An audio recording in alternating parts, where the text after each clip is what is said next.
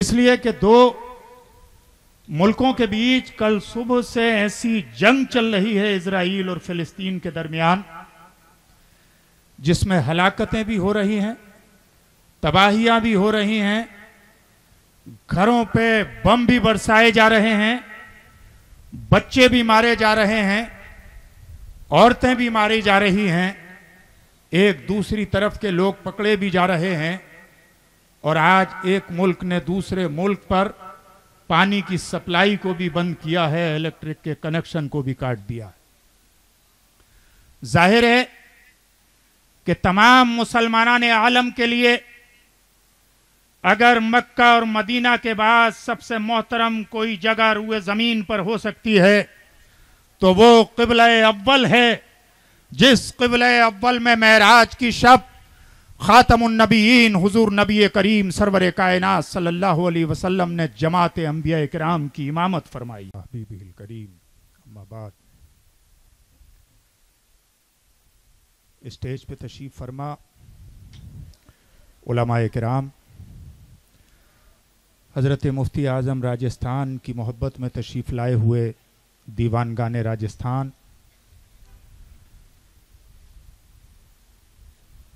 कछौचा शरीफ की वो पीढ़ी जिसको मैंने नहीं देखा, लेकिन एक दूसरी पीढ़ी है जिसको मैंने देखा है, समझा है, सुना है। उसमें आज जिनकी खिताबत सिक्का राइजुल वक्त समझी जाती है और मेरे बहुत ही पसंदीदा खतीब ही नहीं बल्कि पसंदीदा शख्सियत के मालिक हज़रत अल्लामा सैयद राशिद मक्की साहब क़िबला दामत बरकातहुमुल क़ुद्सिया, जानशीन हुज़ूर मुफ्ती आज़म राजस्थान हज़रत अल्लामा मौलाना मोइनुद्दीन अशरफी साहब क़िबला, अस्सलामु अलैकुम वरहमतुल्लाहि व बरकातुहू। आपको आज के मौजू के हवाले से बड़ी बड़ी शख्सियात के खिताब सुनना है। मैं उस तरह की गुफ्तगू नहीं करूँगा जो गुफ्तगू हो चुकी है या होने वाली है। अपने मुशाहिदात की बुनियाद पर चंद मिनट कुछ बातें आपसे अर्ज करना चाहता हूँ। उत्तर प्रदेश के एक पुलिस ऑफिसर रहे हैं चरण सिंह बशर, शायरी भी करते हैं बहुत अच्छी। उनका एक शेर है कि ये दुनिया नफरतों की आखिरी दहलीज पर है, ये दुनिया नफरतों की आखिरी दहलीज पर है, इलाज इसका मोहब्बत के सिवा कुछ भी नहीं है। वाह वाह वाह, इलाज इसका मोहब्बत। आज देश का मंजरनामा हो या दुनिया का मंजरनामा हो, अगर आप उस पर ज़रा सी भी नज़र रखते हैं तो यकीनन उस पर नज़र रखने वाला इंसान जो कल गुज़रा है, उस कल की सुबह से लेके आज तक इंतहाई तकलीफ़ में है और न जाने ये तकलीफ़ कितनी लंबी होने वाली है। इसलिए कि दो मुल्कों के बीच कल सुबह से ऐसी जंग चल रही है इजराइल और फिलिस्तीन के दरमियान, जिसमें हलाकतें भी हो रही हैं, तबाहियां भी हो रही हैं, घरों पे बम भी बरसाए जा रहे हैं, बच्चे भी मारे जा रहे हैं, औरतें भी मारी जा रही हैं, एक दूसरी तरफ के लोग पकड़े भी जा रहे हैं। और आज एक मुल्क ने दूसरे मुल्क पर पानी की सप्लाई को भी बंद किया है, इलेक्ट्रिक के कनेक्शन को भी काट दिया है। जाहिर है कि तमाम मुसलमानान आलम के लिए अगर मक्का और मदीना के बाद सबसे मोहतरम कोई जगह रुए जमीन पर हो सकती है तो वो क़िबला अव्वल है, जिस क़िबला अव्वल में मेराज की शब खातमुन नबीयीन हुजूर नबी करीम सरवर कायनात सल्लल्लाहु अलैहि वसल्लम ने जमात अंबिया किराम की इमामत फरमाई है। लिहाजा लेकिन दूसरी सदाकत यह भी है कि अगर मस्जिद अक्सा मुसलमानों का क़िबला अव्वल है तो मस्जिद अक्सा से मुताल्लिक़ तारीखी ऐसे मकामात भी मौजूद हैं जो दूसरे अहले किताब, चाहे वो यहूदी हों चाहे वो ईसाई हों, उनके लिए भी इंतहाई मोहतरम समझे जाते हैं। जाहिर है कि हम उस मजहब से ताल्लुक़ रखते हैं कि जब तक कोई इंसान मुसलमान नहीं हो सकता, जब तक वो हज़रत आदम अलैहिस्सलाम से लेकर हज़रत ईसा अलैहिस्सलाम तक तमाम अंबिया व मुरसलीन पर यकीन न रखता हो, आखिरत पर यकीन न रखता हो, आसमान से भेजी हुई किताबें और सहीफ़ों पर यकीन नहीं रखता हो, इसलिए हमारे बारे में दुनिया कोई भी नज़रिया रखे, हमें दुनिया सफ़े हस्ती से मिटाने की भले कोशिशें करती रहे, हमारे खिलाफ नफरत के कितने ही प्रोपेगंडे किए जाते रहें, लेकिन हम जिस मजहब मुहज़्ज़ब के मानने वाले हैं, उसके एक दूसरे से गुफ्तगू करने और ग्रीटिंग की जो कुंजी है वो भी अस्सलामु अलैकुम है, यानी पीस बी अपॉन हिम, कि आपके ऊपर रहमत हो, आपके ऊपर सलामती हो। हमारी शुरुआत सलामती से होती है और इस्लाम का मतलब भी दुनिया के लिए सलामती है। सुभान अल्लाह। अब अगर इस्लाम का नाम लेकर कोई ISIS का क्रिएशन कर दे, कोई दाइश का क्रिएशन कर दे, कोई ईद मिलादुन नबी के जुलूस पर पाकिस्तान में बम मार दे, कोई मस्जिदों के अंदर बम मार दे, कोई अज़ादारों के जुलूस पर बम मार दे, कोई पाक पटन की दरगाह पर बम मार दे, कोई 1971 में सिर्फ उर्दू ना बोलने की बुनियाद पर बंगाली मुसलमानों का कत्लेआम कर दे, तो उसका ताल्लुक किसी दहशतगर्द या किसी दहशतज़दा लिटरेचर को फॉलो करने वाले जमात इस्लामी से हो सकता है, वहाबियत से हो सकता है, सल्फियत से हो सकता है, मुस्लिम ब्रदरहुड से हो सकता है, लेकिन अहले सुन्नत व जमात या सूफिया इकराम की जमात से नहीं। बहुत खूब, बहुत खूब। इसलिए कि सूफिया इकराम जहां गए, उनकी ये बुनियादी खूबी रही है कि उन्होंने वहां की तहजीब की जो अच्छी चीजें थी, उन्होंने एक तरफ अगर लोगों को अपने अखलाक व किरदार से,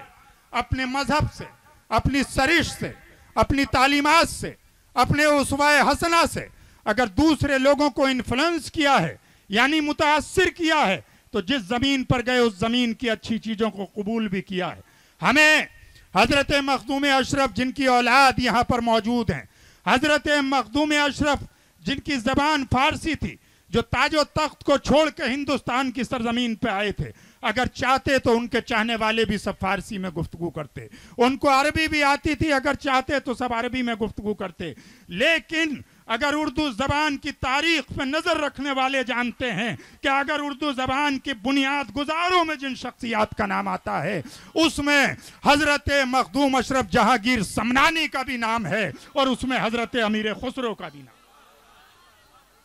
इसलिए कि उन्होंने यहाँ की जबानों से मोहब्बत की, यहाँ के रंगों से मोहब्बत की, यहाँ के कलर से मोहब्बत की। और आज मुसलमानों का दायरा जगह जगह तंग यूं किया जा रहा है कि हम जहाँ की लोकल जबानें हैं उन जबानों में गुफ्तगू नहीं करना चाहते, उन जबानों में खुतबा नहीं देना चाहते, उन जबानों में जुमे के अंदर खिताब नहीं करना चाहते। और हमारा दूसरे मजहब में अकीदा रखने वाला या जिसको हमारे खिलाफ भड़काया जाता है, वो समझता है कि पता नहीं हम उसके बारे में क्या गुफ्तगू कर रहे हैं। इसलिए केरला में मुसलमान वहाँ की ज़बान में गुफ्तगू करता है, बंगाल का मुसलमान वहाँ की ज़बान में गुफ्तगू करता है, आसाम का मुसलमान वहाँ की ज़बान में गुफ्तगू करता है, राजस्थान के जैसलमेर और राजस्थान में बसने वाले लोग वहाँ की ज़बान में गुफ्तगू करते हैं, मध्य प्रदेश में बसने वाले लोग वहाँ की ज़बान में गुफ्तगू करते हैं। और जहाँ जहाँ हम लोकल ज़बानों में गुफ्तगू करते हैं, जहाँ जहाँ हम लोकल कल्चर के साथ हम आहंगी बनाकर रखते हैं, वहाँ मुसलमानों को कोई प्रॉब्लम मुल्क में किसी भी जगह अल्हम्दुलिल्लाह नहीं है और दुनिया में भी किसी जगह नहीं। हाँ, अगर आपको कोई नमाज से रोके, आपको मस्जिद बनाने से रोके, आपको मदरसा चलाने से रोके, आपको आपके दीन की तबलीग से रोके, तो ज़रूर आपके लिए ये मसला तशवीशनाक है। लेकिन हमारे औलिया किराम ने उस जमाने में भी जब मुस्लिम दौरे हुकूमत था उस जमाने में भी यहाँ आने के बाद यहाँ की संस्कृत से मोहब्बत की, एस्ट्रोलॉजी से मोहब्बत की, एस्ट्रोलॉजी को सीखा, एस्ट्रोनॉमी को सीखा, हिंदुस्तान की तहजीब को अगर पूरी दुनिया में पहुंचाने का काम किया तो तहकीक मालिल हिंद लिखने के बाद अल बैरूनी ने किया है। और हिंदुस्तान के लिटरेचर को अगर पंचतंत्र को पूरी दुनिया में फैलाने का काम किया है तो अब्दुल्ला इब्ने मुकफ्फा जैसे लोगों ने किया है। इसलिए मुसलमानों ने इस मुल्क से कुछ लिया भी है और इस मुल्क को कुछ दिया भी है। यहाँ की तहजीबों से बहुत सारी चीजें लेके कव्वाली की इजाद भी की है इस सरजमीन पर, और इस सरजमीन को उर्दू जैसी मीठी जबान भी दी है जिसमें संस्कृत भी है, जिसमें हिंदी भी है, जिसमें ब्रिज भाषा भी है, जिसमें फारसी भी है, जिसमें अरबी भी है, जिसमें पुर्तगाली भी है। यानी जितनी जबानें वहां एग्जिस्ट करती थी उसके असरात इस जबान में पाए जाते हैं। इसलिए कल से सोशल मीडिया पर गैर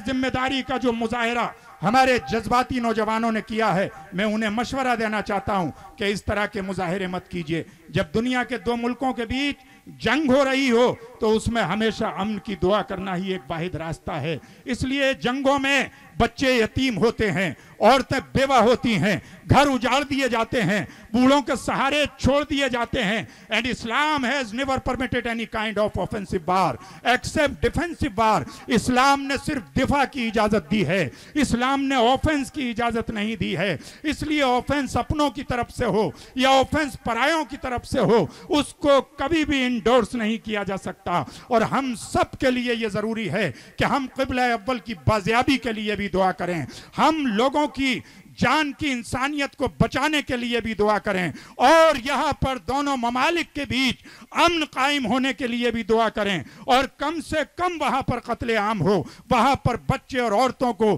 क्योंकि मेरे नबी करीम सल्लल्लाहु अलैहि वसल्लम ने यह वाज़ेह तौर पर इरशाद फरमाया था कि जंग में दुश्मनी की बुनियाद पर आप बूढ़ों पर हाथ नहीं उठाएंगे, औरतों को निशाना नहीं बनाएंगे, बच्चों को निशाना नहीं बनाएंगे, अपने दुश्मन की जान माल को यानी माल को प्रॉपर्टी को निशाना नहीं बनाएंगे। लिहाजा जंग जब भी हो अगर वो इस्लाम का नाम लेकर हो रही है तो मेरे नबी के एक तो वो दिफाई होगी और दूसरा मेरे नबी के उसूलों पर होगी। इसलिए हमेशा नबी ने ताकत में होने के बावजूद भी सुलह हुदैबिया करने के बाद आपको ये बताया है कि कभी कभी ताकत में होने के बावजूद भी सुलह करना जरूरी है, और कम तादाद में होने के बावजूद भी अपनी इज्जत व असमत के लिए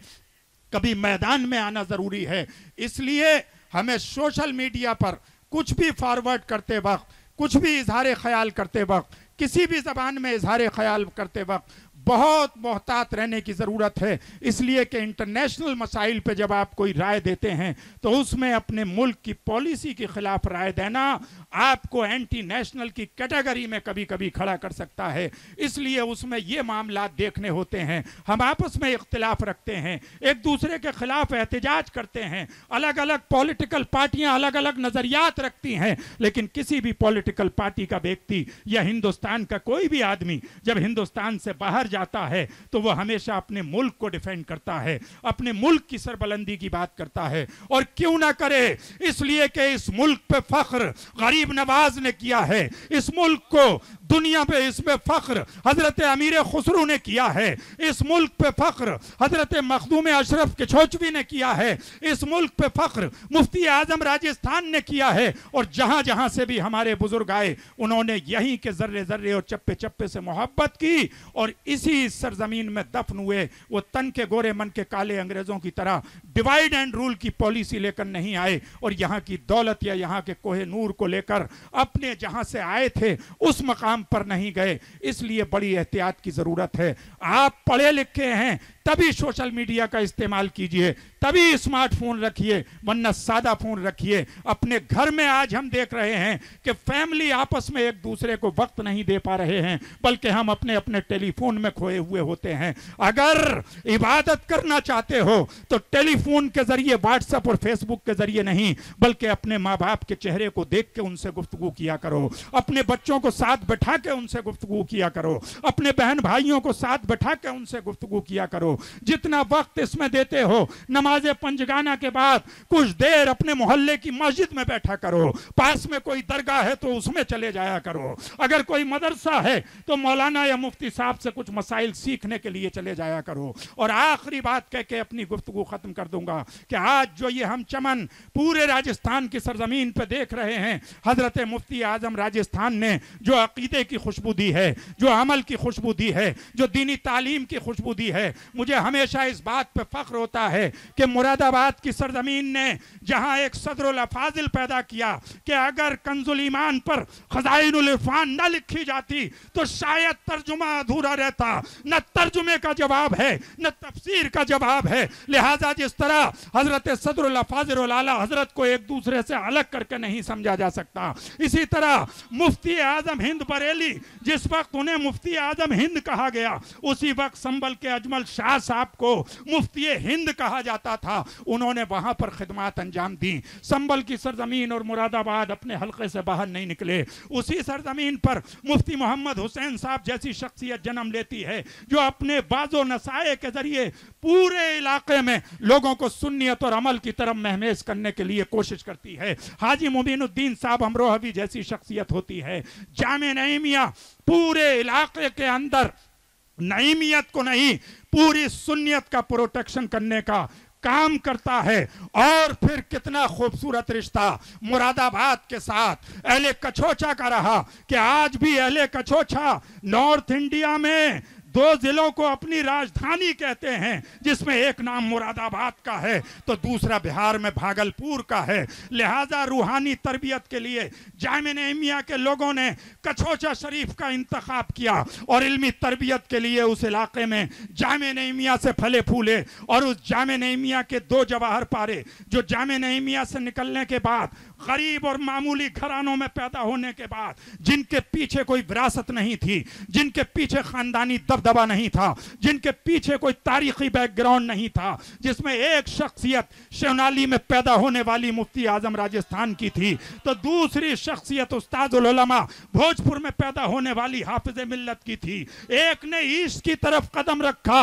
जामे नईमिया और अजमेर में जामे इल्म पीने के बाद तो जामिया अशरफिया दे दिया, वो भी मखदूम अशरफ जहांगीर समनानी के नाम पर, और वहां से भी कछोचा की वाबस्तगी डेफर्ट से रही अल्हम्दुलिल्लाह। और दूसरे ने मगरिब की तरफ रुख किया और जोधपुर में कदम रखा तो आज हजारों इदारे उनके नाम से हैं। उनके दरबार में हुकूमत किसी की रही हो, अहले हुकूमत उनके दरबार में एक 40 केजी वजन के आदमी के पतले दुबले नहीं पुलागर इंसान के सामने कैसे आकर सरगर्निगू होया करते थे। उनको देखकर शादी का वो शेर याद आता है कि पे ताजी अगर ज़ईफ वद हम चुना तवीले फरवा, यानी जंगी घोड़े अगरचे पतले दुबले होते हैं लेकिन अस्तबल में बंधे हुए मोटे गधों से बेहतर होते हैं। इसलिए मुफ्ती आजम राजस्थान ने, और जिस जमाने में क्रूशियल जमाने भी आए, उन्होंने अपनी दोनों आंखों को, अगर उनकी एक आंख कछोचा था तो दूसरी आंख बरेली था, अगर इस इम्तिजाज को कायम रखने के लिए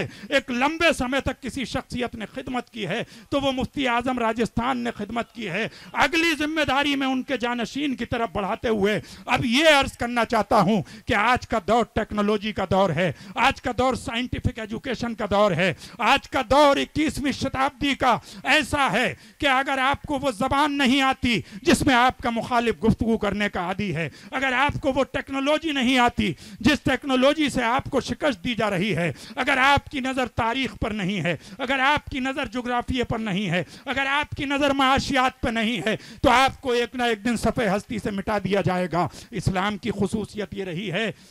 कि नबी ने हिजरत के बाद मदीने में जाने के बाद ये बता दिया था, क्योंकि मक्के वालों का वो रास्ता था कि जंग के असबाब के लिए नाकाबंदी किस तरह ज़रूरी होती है, तो मदीने पे कब्जा इसलिए किया था कि मक्के वाले मजबूर होंगे एक दिन मुसालिहत करने के बाद, और मदीने में निज़ाम तिजारत कायम करके और डेमोक्रेटिक कॉन्स्टिट्यूशन मीसाक़ मदीना दे के दुनिया को ये बता दिया था अपनी ज़िंदगी से कि अगर अक़लियत में ज़िंदगी गुजार रहे हो तो मेरी मक्की ज़िंदगी की इत्तबा करना, जहां उलझना नहीं है बल्कि फिरासत से आगे बढ़ना है, और अगर अक्सरियत में जिंदगी गुजार रहे हो और हुकूमतों के मालिक हो तो इंसाफ कायम करना, आज के शहंशाहों की तरह फिरौन मत बनना, बल्कि आपने मीसाक़ मदीना कॉन्स्टिट्यूशन देने के बाद, मदीना एग्रीमेंट दुनिया को बराबरी और जमहूरियत का मैसेज दिया, डिफेंस का निज़ाम दिया, इकोनॉमी का निज़ाम दिया, इन्वायरमेंट का निज़ाम दिया कि बिना ज़रूरत किसी दरख्त को न काटा जाए, एक लोटे से ज़्यादा वुज़ू के लिए हाजत नहीं है तो पानी ना बहाया जाए। इसलिए इस्लाम के मानने वालों, ये तुम्हारी जिम्मेदारी है कि तुम इन्वायरमेंट पे बात करो, तुम कुरान के इन्वायरमेंट के नज़रिए पर बात करो, तुम साइंस पर बात करो, क्योंकि कुरान कहता है मराजल बहरैनी यल्तक़ियानी बैनहुमा बरज़ख़ुन ला यबग़ियान। कुरान कहता है लक़द मन्नल्लाहु अलल मुमिनीना इज़ बअसा फ़ीहिम रसूलन मिन अनफुसिहिम यतलू अलैहिम आयातिही व युज़क्कीहिम व युअल्लिमुल किताब वल हिकमा, जो तुम्हें किताब और हिकमत की तालीम दे। ये हिकमत वही मोमिन की गुमशुदा महराज है। इसलिए हमने मदारिस बहुत बना लिए, आज मदारिस का एक जाल बिछा हुआ है। अब ज़रूरी है कि एक कदम आगे बढ़ने के बाद, कभी आप कहते हैं कि आपकी बेटी को नकाब लगाने से रोका जा रहा है, कभी आप कहते हैं कि आपके बच्चों को स्कूल में ये प्रैक्टिस कराई जा रही है। इसलिए अगर आप हर चीज़ से बचना चाहते हैं तो उसी मेयार के अच्छे मदारिस भी कायम कीजिए, अच्छे हॉस्पिटल भी कायम कीजिए, ताकि गरीब बिना इलाज के मरने ना पाए। और ऐसे स्कूल बनाइए जिन स्कूल से निकलने वाला आदमी अपने वक्त का कभी डॉक्टर APJ अब्दुल कलाम बने, कभी वो अगर तसव्वुफ की दुनिया में। और आप देखिए कि जितने भी हमारे उलमाए किराम थे उनकी साइंस पर कितनी गहरी नज़र थी। कभी मखदूम अशरफ जहांगीर समनानी की किताबों को पढ़ो, कभी बंदा नवाज गेसू दराज की किताबों को पढ़ो, कभी सूफिया किराम के लिटरेचर को पढ़ो, कभी अमीर खुसरू की तहरीरों को पढ़ो, तो आपको ये अंदाज़ा होगा कि अल्लाह रब्बुल इज़्ज़त ने इनको आलिम और सूफ़ी होने के बाद दुनियावी उलूम पर कितनी महारत अता की थी। ये हमने आज़ादी के बाद, दीन और दुनिया की तकसीम करने के बाद कहीं ना कहीं एक अपना नुकसान किया है। हमें डॉक्टर भी चाहिए, हमें इंजीनियर भी चाहिए, हमें प्रोफेसर भी चाहिए, हमें बिजनेस एक्सपर्ट भी चाहिए, हमें हॉस्पिटल भी चाहिए, और हमें अच्छे स्कूल भी चाहिए। और ये सब हमारी कम्युनिटी के हों, जो इलाज को बेचने का काम ना करते हों महंगा करके, जो एजुकेशन को महंगे स्कूल की फीस के नाम पे बेचने का काम ना करते हों। इसलिए शहजादा मुफ्ती आजम राजस्थान, ये दूसरी नस्ल मुफ्ती आजम राजस्थान की अमानत आपके पास है। इन्होंने जिस दिन से हजरत का विसाल हुआ है, संभल और मुरादाबाद और दिल्ली को खैराबाद कहने के बाद इस सरजमीन को अपना वतन माना है। इसलिए इनकी सरपरस्ती में इनकी फिक्र बहुत आला है, इनकी सोच बहुत आला है। इन्होंने जो जोया में इदारा कायम किया है उसमें दीन और दुनिया के इम्तिजाज के साथ दारुल उलूम अशफाकिया कायम किया है। उसी के पैटर्न पर लड़कियों और लड़कों के दोनों इदारे कायम करने के बाद हमें अब अहले सुन्नत व जमात को मॉडर्न एजुकेशन में भी पीछे नहीं रखना है। इसलिए कि जब आप मॉडर्न एजुकेशन का इदारा कायम करेंगे तो हमें यकीन है कि उसमें उर्दू ज़बान का भी एक पेपर होगा, उसमें इस्लामियात का भी कोई पेपर होगा। तो आपके बच्चे को किसी इमाम साहब या हाफिज साहब के पास भी कुरान पढ़ने की ज़रूरत नहीं पड़ेगी, बल्कि आपका बच्चा वहाँ कुरान भी सीखेगा, इस्लाम भी सीखेगा, इस्लामी अखलाक भी सीखेगा, तरबियत भी सीखेगा, और सूफिया इकराम की तालीमात से मोहब्बत करने वाला अपने वतन की सरहद और सीमा की हिफाजत किस तरह की जाती है, अपने वतन से मोहब्बत किस तरह की जाती है, अपने वतन पर जान किस तरह दी जाती है, ये भी सीखेगा। इसलिए कि ये हमें गरीब नवाज से वर्षे में मिला है, ये हमें मखदूम जहांगीर समनानी से वर्षे में मिला है, ये हमें मुफ्ती आजम राजस्थान से वर्षे में मिला है, ये हमें अपने बुजुर्गों से वर्षे में मिला है। आखिर में महबूब इलाही की इस बात पर अपनी गुफ्तगू खत्म करूंगा कि वो हजरत अबी सईद अबुल खैर के वो अशार अक्सर गुनगुनाया करते थे कि अगर दुनिया नफरतों के कांटे बिछाती है रास्तों में और तुम भी कांटे बिछाओगे तो सारा रास्ता कांटों से भर जाएगा। इसलिए तुम मोहब्बतों के फूल बिछाओ। ये दौर फिरासत ईमानी से चलने का है, ये दौर दानिशमंदी से चलने का है, ये दौर आपसे अगर कोई नफरत करता है तो उसके जवाब में उससे मोहब्बत करने का है, ये दौर अपने पड़ोसियों से ताल्लुकात बढ़ाने का है, दूसरे मज़ाहिब के लोगों से रिश्ते अच्छे करने का है, और अपने मुल्क से किस तरह मोहब्बत बुजुर्गों ने की है और किस तरह की जानी चाहिए इसको अपने बच्चों में ट्रांसफॉर्म करने का है। और टेक्नोलॉजी के माध्यम से, मॉडर्न एजुकेशन के माध्यम से सितारों पे कमंदे डालने का हौसला पैदा करने का है। चंद्रयान 3 गया है चांद पर, तो देखिए कितने उसमें मुसलमान साइंटिस्ट थे। हमारा सीना चौड़ा होता है जब वतन की सरहद और सीमा की तहफ़्फ़ुज़ की बात आती है, तो ब्रिगेडियर उस्मान से वीर अब्दुल हमीद तक बहुत बड़े नाम हैं आपके पास, और इसलिए कि आपके बुजुर्ग यहाँ पर सोए हुए हैं। इसलिए उठो अपने आप को आगे बढ़ाने के लिए। हुकूमतें हासिल करना, एमएलए एमपी बन जाना, मंत्री बन जाना आपका लक्ष्य नहीं होना चाहिए, बल्कि आपका लक्ष्य होना चाहिए एक ऐसा मुअज़्ज़ज़ शहरी बनना कि अपने तो अपने, बेगाने भी गवाही दें कि दाढ़ी वाले जा रहे हैं, इनसे फैसला करा दिया जाए, इमाम साहब के पास चल के झाड़ फूंक करा ली जाए, मौलाना साहब से मसला पूछ लिया जाए। इसलिए अगरचे बुत हैं जमात की आस्तीनों में, मुझे है हुक्म अज़ा ला इलाहा इल्लल्लाह। ये दौर अपने बराहीम की तलाश में है, सनम कदा है जहां ला इलाहा इल्लल्लाह। जिगर ने कहा था कि उनका जो फ़र्ज़ है वो अहले सियासत जाने, मेरा पैगाम मोहब्बत है जहां तक पहुंचे। आप में से कोई भी नफरत के वीडियो जब तक उसकी पुष्टि ना हो जाए, इस तरह के किसी भी वीडियो को शेयर करने से, मैसेज को शेयर करने से, किसी चीज़ पर उत्तेजित होने से बचिए। बल्कि जब भी कोई मुश्किलात वक्त आए उसके लिए अच्छी तदबीर कीजिए, कानून का रास्ता इख्तियार कीजिए, सब्र कीजिए, और सब्र के साथ साथ अल्लाह की बारगाह में सजदा रेज होने के बाद दुआ कीजिए। अल्लाह रब्बुल इज़्ज़त मुफ्ती आज़म राजस्थान के फ़ुयूज़ व बरक़ात से इन उलमाए किराम की मौजूदगी में मुझे भी और आपको भी हुस्न अमल की तौफ़ीक़ अता फ़रमाए और हमारे मुस्तक़बिल को रोशन से रोशन तर फ़रमाए। व आख़िरु दावाना अनिल हम्दुलिल्लाहि रब्बिल आलमीन। अस्तग़फ़िरुल्लाह रब्बी मिन कुल्लि ज़ंबिन व अतूबु इलैहि। अस्सलामु अलैकुम व रहमतुल्लाह।